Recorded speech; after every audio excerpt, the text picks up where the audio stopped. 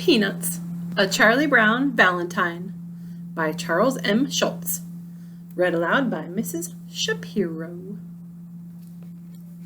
A Charlie Brown Valentine.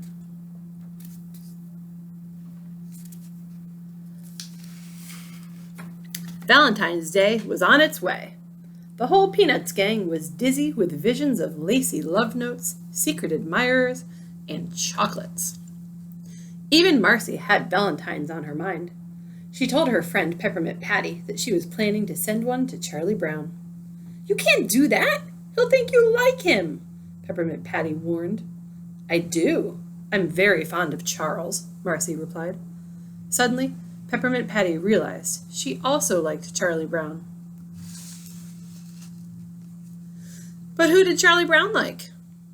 Marcy knocked on his door and said, "I may or may not be sending you a valentine, Charles, so I need to know something. Do you like me?"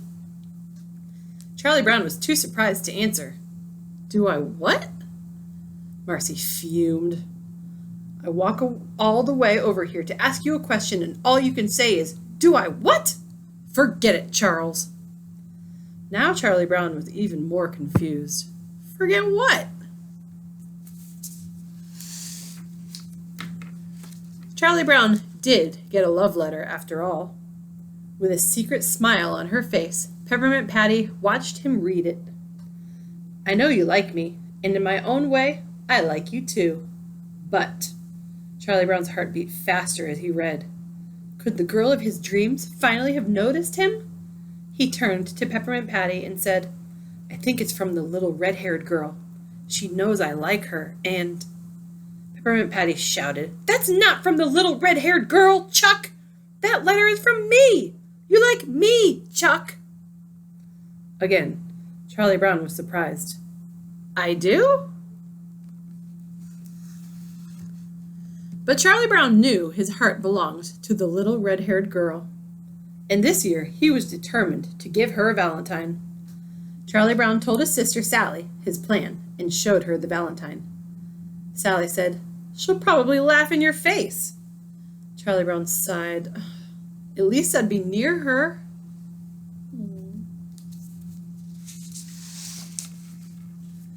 Charlie Brown showed the valentine to Snoopy. "I want to go to the little red-haired girl's house and give this valentine to her," he said. "But I'd be too nervous without practice. I'll go outside and ring the doorbell, and you pretend you're the little red-haired girl, okay?" Charlie Brown clutched the valentine, walked up to the door, rang the bell, and ring! There stood Snoopy in a bright red wig.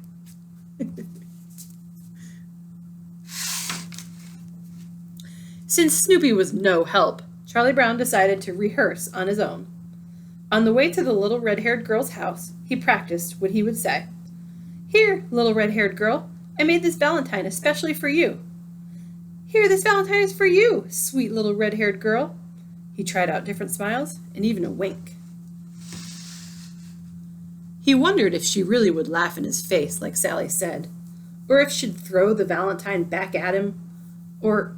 Charlie Brown couldn't stand it anymore. He mailed his valentine to the little red-haired girl, and he didn't even sign it.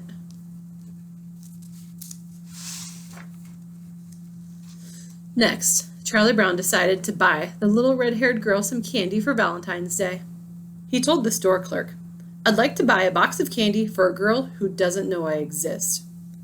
When the clerk asked him what kind of candy, Charlie Brown explained, "Nothing too expensive, ma'am. I'll never have the nerve to give it to her anyway." Oh. But he had to try. Charlie Brown walked all the way to the little red-haired girl's house with the candy. He stopped at the tree near her door and thought, maybe I can hide behind this tree. "When she comes by, I'll hold out the box and she'll take it out of my hand," he sighed. "Love makes you do strange things."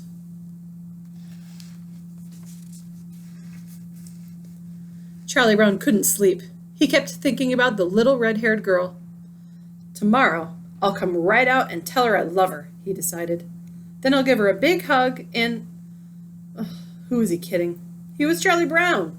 He was as likely to confess his love to the little red-haired girl as he was to bungee jump off the moon. The next day at recess, Charlie Brown saw the little red-haired girl. "Maybe I should invite her to the Valentine's dance," he said to his friend Linus. Charlie Brown's stomach flip-flopped. "Do me a favor. Go over and try to find out if she likes me. I'll hide behind this trash can and listen."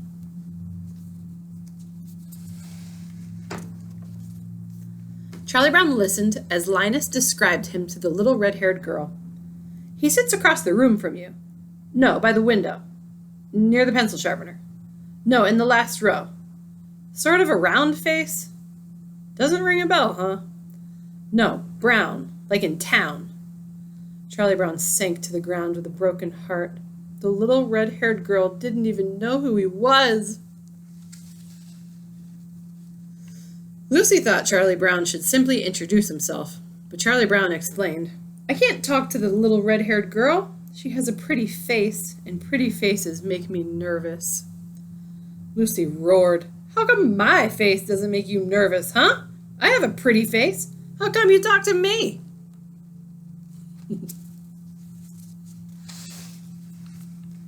Charlie Brown hurried home before Lucy could get any madder. He decided to write a letter to the little red-haired girl. That would be easier than talking to her. He asked Sally if she would deliver the note for him. Sally fretted.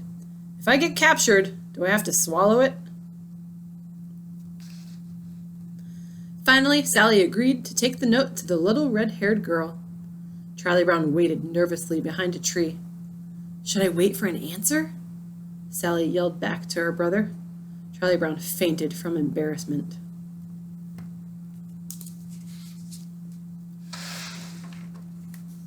Charlie Brown sat up, still worrying. What would the little red-haired girl think of his note? Would she laugh?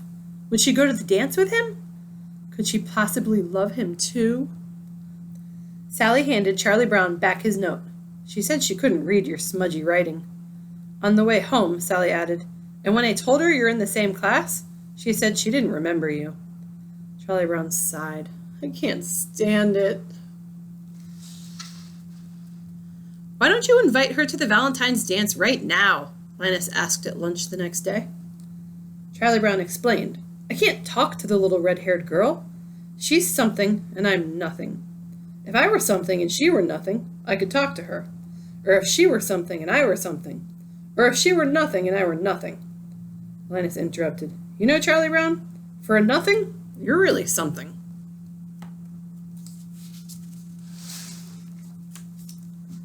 Back in the classroom, Charlie Brown tried winking at the little red-haired girl. She didn't seem to notice, so he winked harder. Charlie Brown winked so hard that the teacher sent him to the eye doctor. "Why don't you get her phone number and call her to invite her to the dance?" Linus suggested.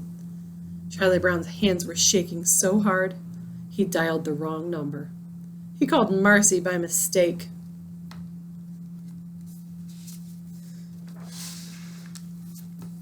Marcy recognized Charlie Brown's voice right away.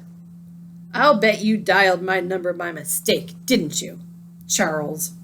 I'll bet you meant to call Peppermint Patty. She happens to be right here. I'll put her on." "No, wait!" Charlie Brown yelled, but it was too late.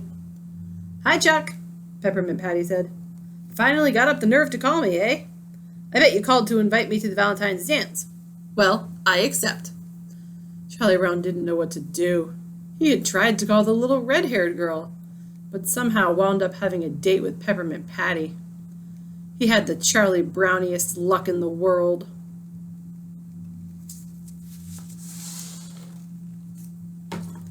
On Valentine's Day, Charlie put on his dancing clothes and went to feed Snoopy. He found his dog all dressed up for the dance, too. "How will you get into the dance?" Charlie Brown asked. "Dogs aren't invited." Snoopy winked and danced. How could anyone so dashing not get into the dance? Still, the boy at the door tried to turn Snoopy away. "This is a dance! The dog can't come in." This little kid thought it was a costume ball, so he wore a dog suit, Charlie Brown explained. It worked! Charlie Brown and Snoopy walked toward the dance floor. Charlie Brown hoped he would have a chance to dance with the little red-haired girl. Sure enough, she was there. "She's just waiting for you to ask her to dance," Linus said. Charlie Brown's knees shook. His heart pounded with every step. "I'm going to ask her to dance. I'm getting closer. I'm almost there. Suddenly, Marcy and Peppermint Patty grabbed him and pulled him onto the dance floor. "We've been looking for you, Chuck," said Peppermint Patty. They danced the hokey pokey until the music finally stopped. Linus rushed up to Charlie Brown. "It's the last dance." This was Charlie Brown's last chance. He looked over at the little red-haired girl and saw that she was already dancing with Snoopy. Charlie Brown sighed. "Good grief." The next day, Charlie Brown looked at his mailbox sadly. "Another Valentine's Day is over," he thought to himself. "I'd give anything if that little red-haired girl had sent me a valentine." Then a happy idea occurred to him. Maybe she did, but it was delayed in the mail. Maybe it's in the box right now. A real fancy one with lace and perfume. Charlie Brown opened the mailbox, and Snoopy popped out and gave him a big doggy kiss. Then the beagle bounced out of the mailbox and started dancing. Charlie Brown and Linus danced too. There were no valentines from the little red-haired girl, but that was all right. When you're Charlie Brown, you don't really expect too much. It's enough to have good friends, a faithful, if crazy, dog, and a heart full of love and hope. Linus shouted, "Happy Valentine's Day, Charlie Brown!" And it was.